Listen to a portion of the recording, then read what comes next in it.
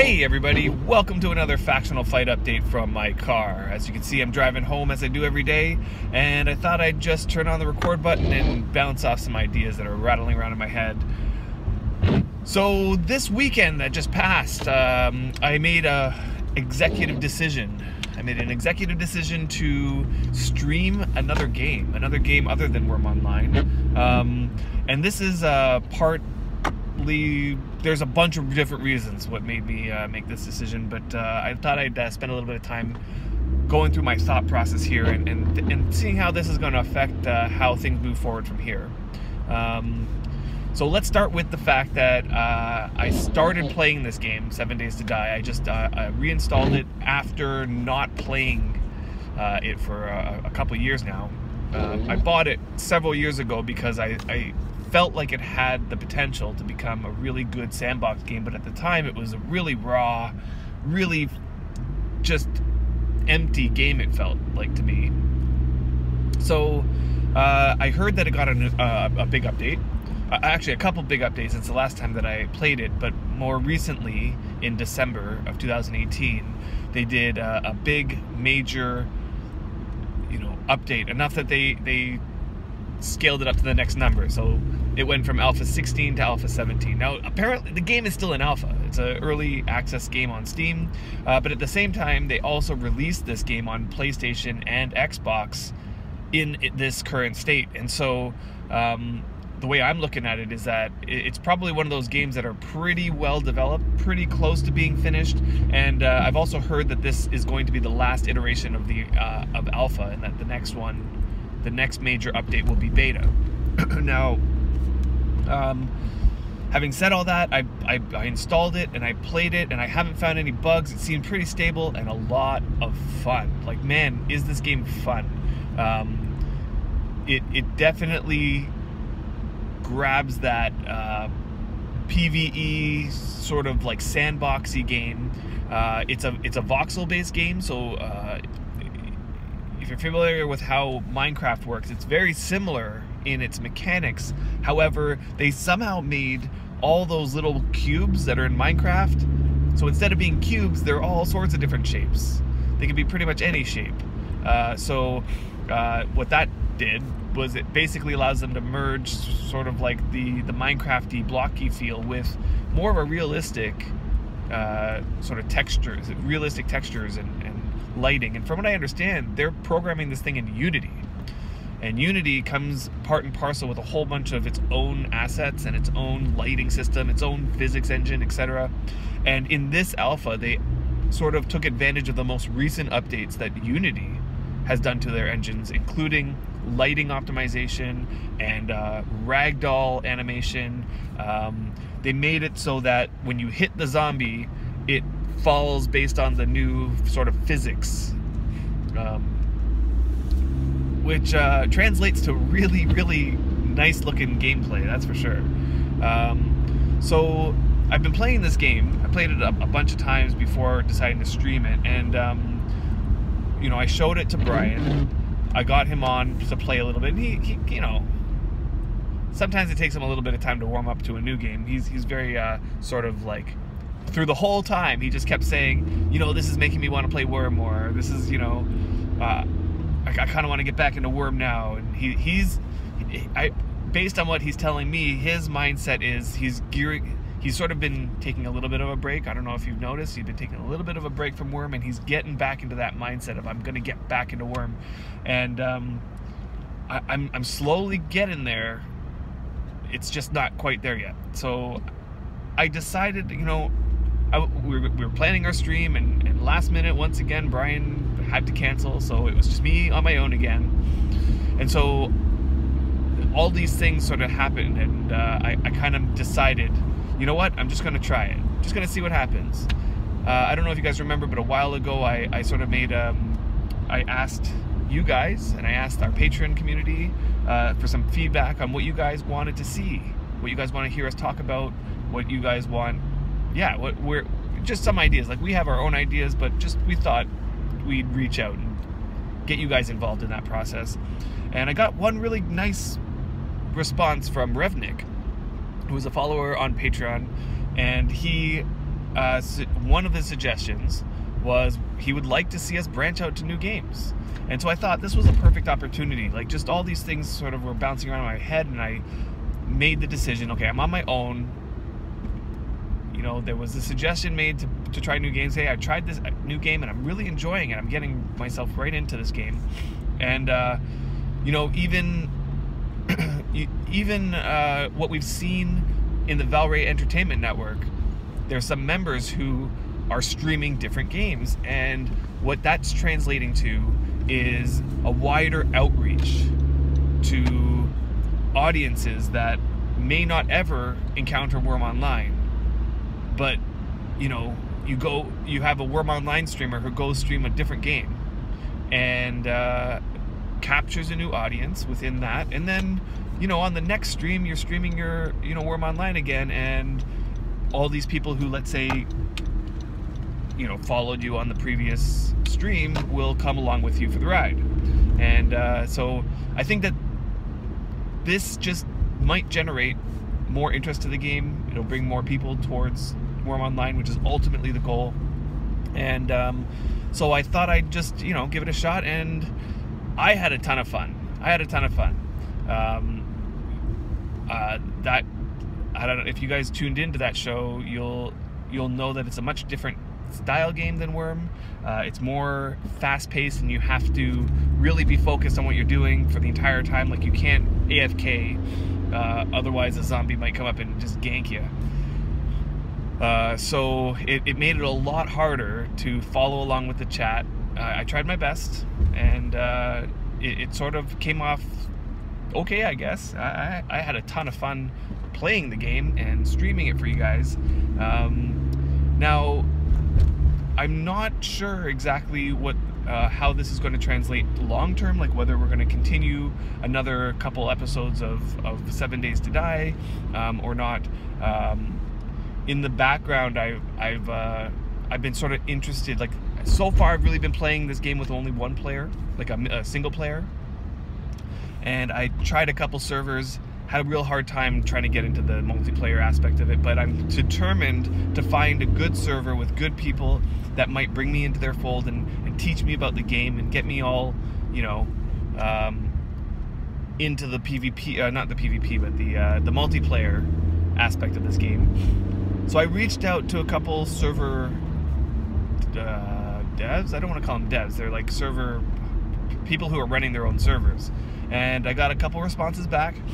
One of them has offered to, you know, spend some time to try to acclimate me to the server and show me like the ropes. One thing that I noticed right away that's different on these multiplayer servers is that every server seems to run with these new types of zombies, like they crank up the difficulty to the highest level, and they look neon green, and they are just, you have to hit them like 100 times with your club before they die. My guess is that this is because people who are more advanced in this game can get to that point where they have guns much more easily, and they can survive much more easily, to the point where they can build up their stores even though they're these uber zombies and get the weapons required to kill them. Me, on the other hand, as a new player, I just continually ended up dying over and over and over again. I couldn't kill a zombie, which means I couldn't level up my skills, which means I couldn't progress, so I'm hoping that that's going to get resolved by being led by somebody who's sort of a veteran, and you know, I was kind of even debating whether or not I should stream that. Like, you know, tonight I've scheduled a time to just sit down with this person who's offered to help me, and you know what, I might just stream that for you guys, and we'll see how that goes. I do have the opportunity to stream it, so I'll make that debate. But it would be fun to stream it. I think it'd be fun to stream it. We'll make sure that the other person's okay with that, and yeah, I don't know. Maybe I'll even get Brian to come along with me. I don't know. Doubt it though, but it's always worth a try to reach out and let him know that I'm going to be doing that and see if he wants to join in. Okay, so that's enough about 7 Days to Die. It's still up to the air about whether or not we're going to continue with that, but we'll see how it goes, and we'll play it by ear, and it will, as always, be sort of a last-minute thing. We're never really that organized anymore these days with planning out our episodes. Now, back to Worm Online, though, we have been discussing, like, what is going to motivate us? What is the next big thing? What is the big project that will get us, you know, focused in on this game long term? We're kind of looking over this course of the spring and the summer and possibly into the fall. Like, we're, you know, what are we going to be doing that's going to keep us engaged in this game that we love so much? And our initial ideas were thrown out. Like, you know, we had this discussion, we got together, discussed, Brian and I, and we haven't quite come to a conclusion. You know, Brian's been actually working on that decoration thing that we were working on.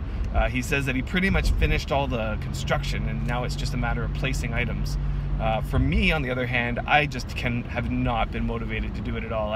As I've mentioned in the previous updates,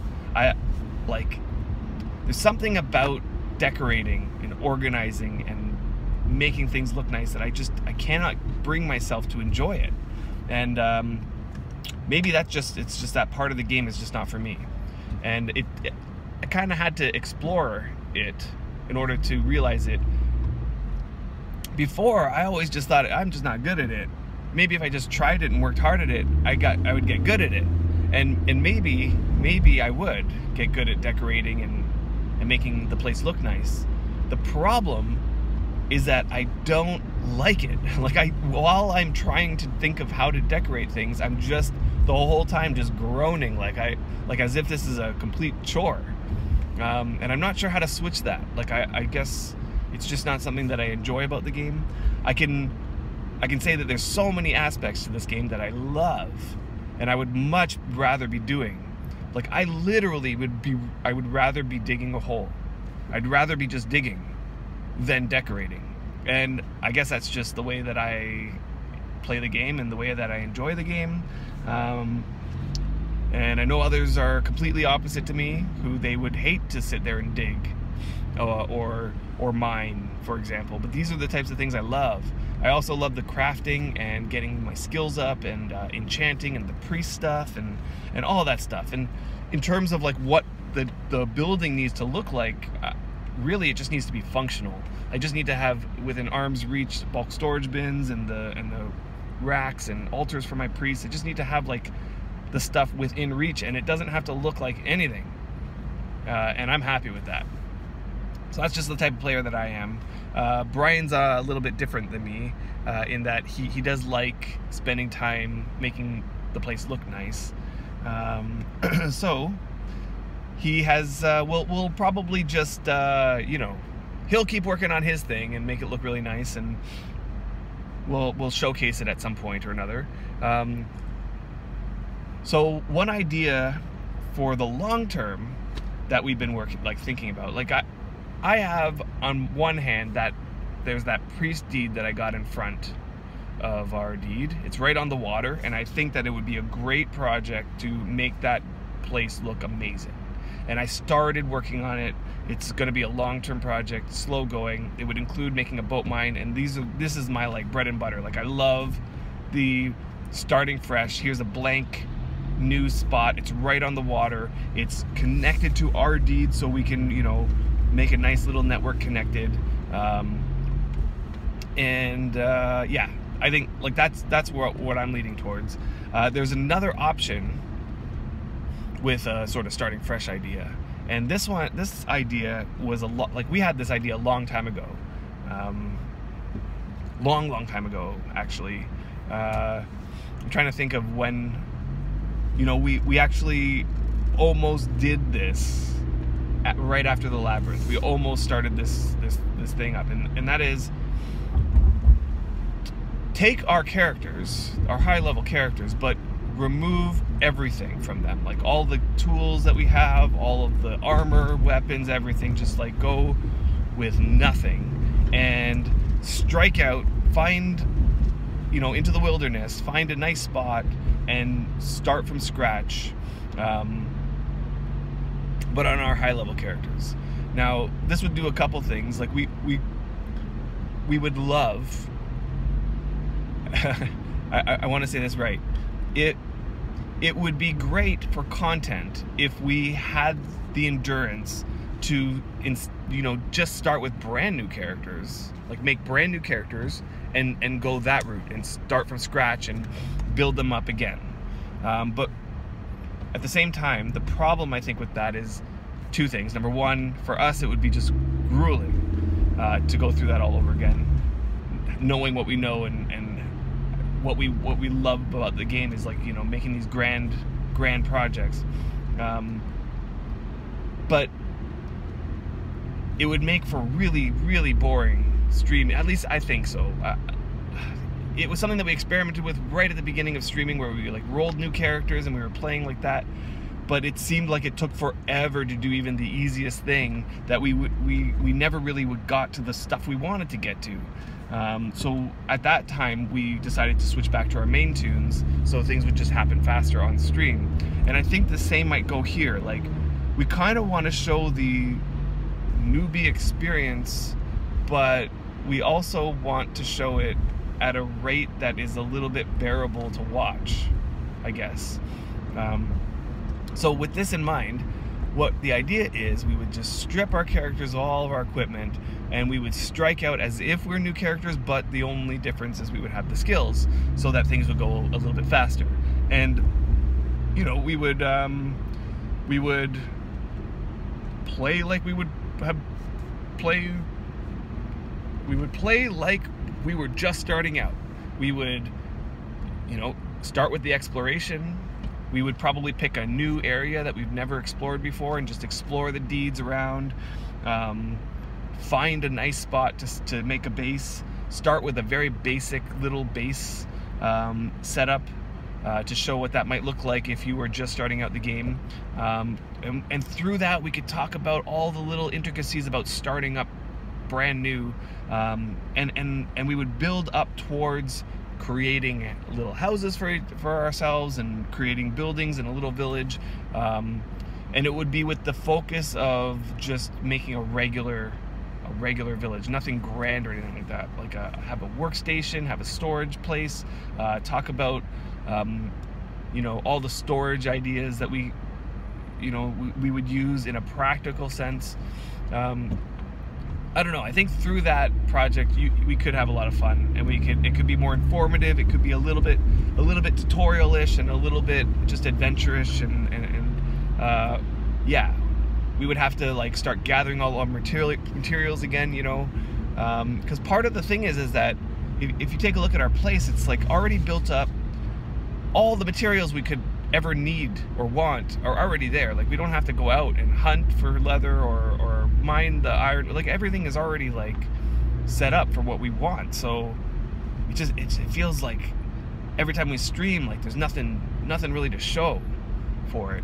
And so on the one hand, we could go the route of building something massive and crazy, like another Labyrinth-esque sort of style project where it's for the community. We could go that route, but we've done that so many times. My feeling is that it would be much more engaging, at least for the stream, to be doing something more like starting fresh, just because we could talk about so many things through that, related to tips and tricks and strategies and stuff, that we wouldn't normally be able to get to. That's how it kind of dynamically happened back when we were doing it at the beginning.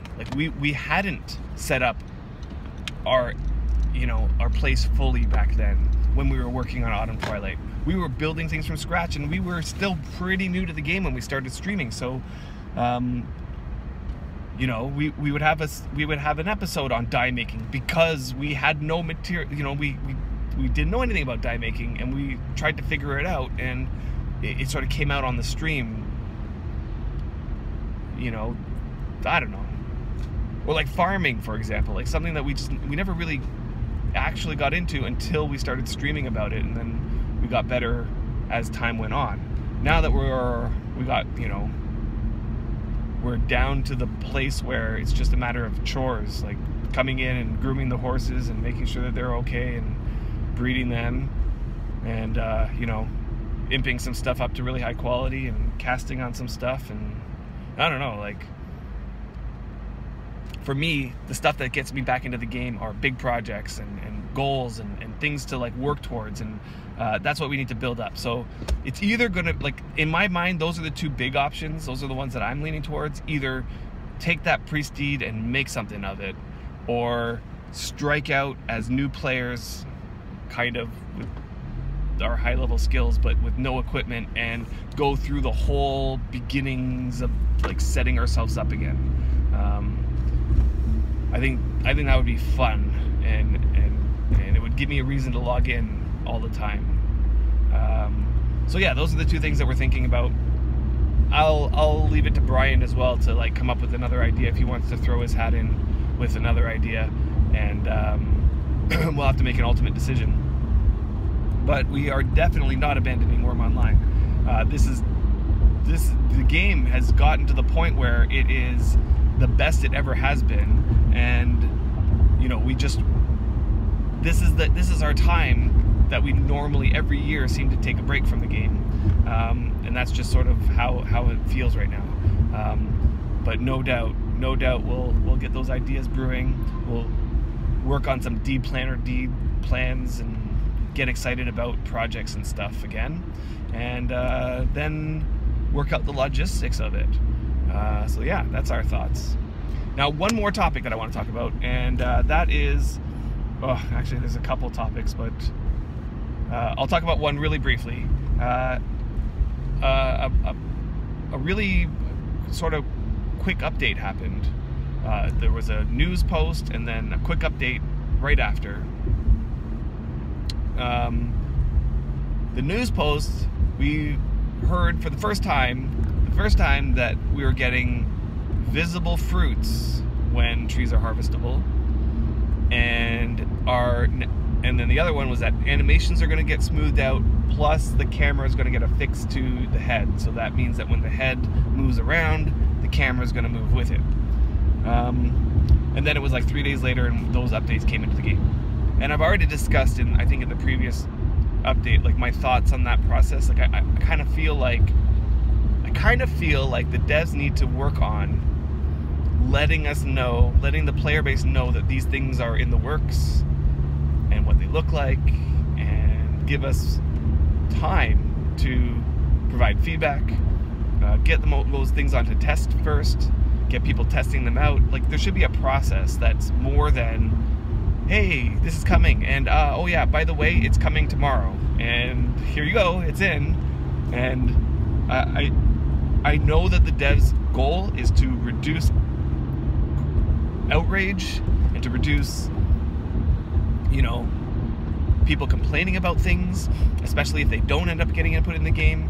But I hope that the devs sort of see that this new way of doing things, where they're like letting us know what's going to happen and then it comes right out like the next day or two, that also causes outrage. Like, there was quite a bit of lashback regarding the head bobbing thing. I only saw one person post that they like it, and to be honest, I like the idea and concept. I really do like the idea and concept. I'm just not sure if I would keep the feature on the way it is now. I'll have to play around with it a little bit more, and see what like a long play session. But right now I have it turned off just because, I don't know, I'd like to see more dynamic animations like this. Like how Katspur was mentioning in one of our streams a while back, that the animations seem very stiff, and they are kind of like repetitive in the sense that if you have like a person just standing there, they're going through like the exact same like head bob back and forth, like they're breathing, you see their shoulders rising up and down, and their head, like, they're just sort of swaying a little bit. But if you looked at a real person who's just standing there, they're not doing those things.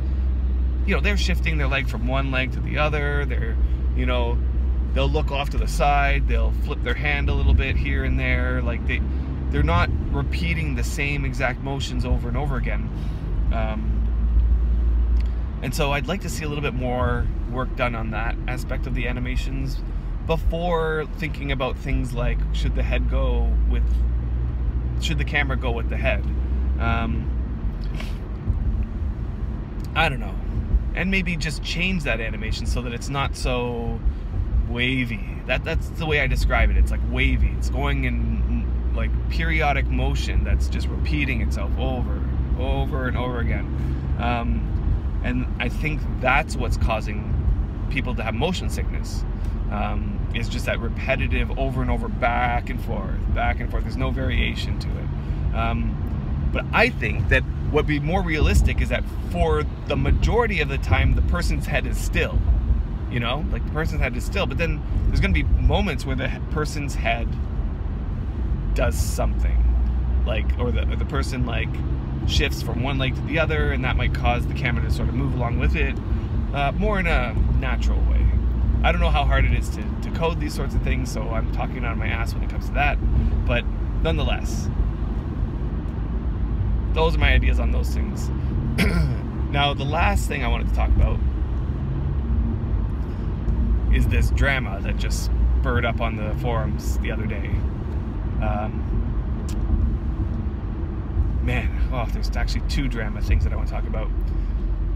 But I'm going to talk about one of them